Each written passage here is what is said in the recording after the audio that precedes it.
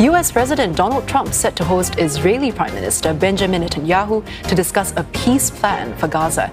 That meeting taking place after several nations recognized Palestinian statehood at the UN General Assembly. Donald Trump refers to Washington's new ceasefire plan as, I quote, something special. Mr. Trump has been pushing for an end to the nearly 2-year war in Gaza since the start of his second term at the White House. Israel has been under mounting pressure to end the war. Some 157 UN countries now recognize a Palestinian state, a move Mr. Netanyahu condemns as disgraceful. The Israeli leader vowed in a defiant UN address last week that he will block a Palestinian state, promising to finish the job against Hamas. At home, calls are also growing louder for the Israeli government to bring back hostages. The Prime Minister says he has been working closely with the Trump administration for a peace plan ahead of their meeting later. President Trump does what he does because he decides what's in America's best interest. And I've said this often, I don't decide a thing for President Trump. He is the most independent leader and amazing leader that I've seen. And Nick Harper is covering this story for CNA live from Washington, D.C. Now, Nick, President Trump has suggested there may be progress towards a Gaza peace deal. Can you run us through what he's said up to this point? And also, what outcomes is he likely to be pushing for during these discussions? Yeah, Angela, some very warm words there from the Israeli Prime Minister. It'll be interesting to see if those play out in today's meeting, because it could be a tough one. This will be the fourth visit of Benjamin Netanyahu to the White House during Donald Trump's second term. And there is an expectation that this meeting could be different. Donald Trump is going in with plenty of confidence and optimism. He said on social media, we have a real chance for greatness in the Middle East. All are on board for something special, first time ever, we will get it done. And in interviews that he gave on Sunday, he said that he had got a very good response from both Israeli and Arab leaders to his potential peace plan. He says everyone wants to make a deal. This is the 21-point peace plan that he has already put to Arab leaders and will be explaining to the Israeli Prime Minister during today's meeting. It involves a whole range of things, including the immediate return of all hostages, both living and dead.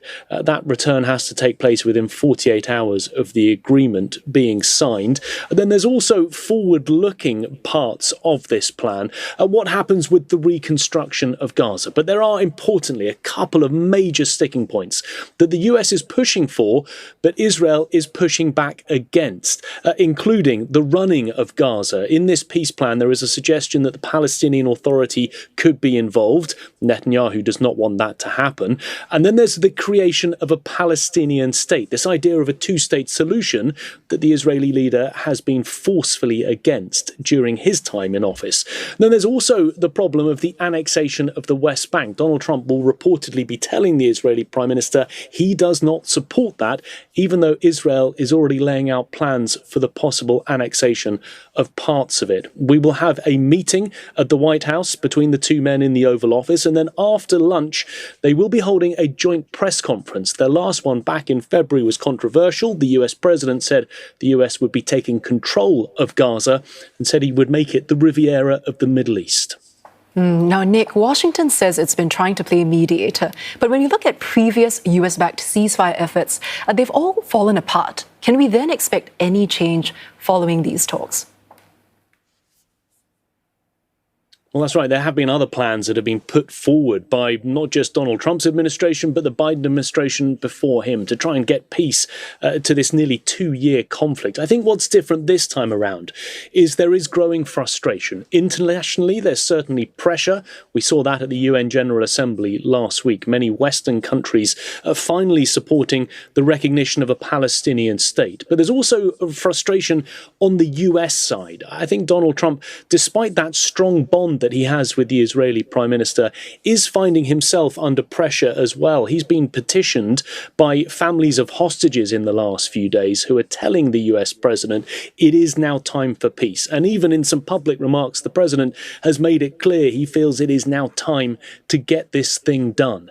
But of course, the Israeli Prime Minister has committed, and did so in his speech to the UN General Assembly last week, to keep fighting until Hamas is obliterated. Whether or not the two leaders can agree to this peace plan, whether they can put it into action, is another matter, especially with that staunch opposition from the Israeli Prime Minister. Nick, thank you so much for breaking all of that down for us. That was Nick Harper live in Washington, D.C. for CNA, covering the upcoming meeting between the US and Israeli leaders.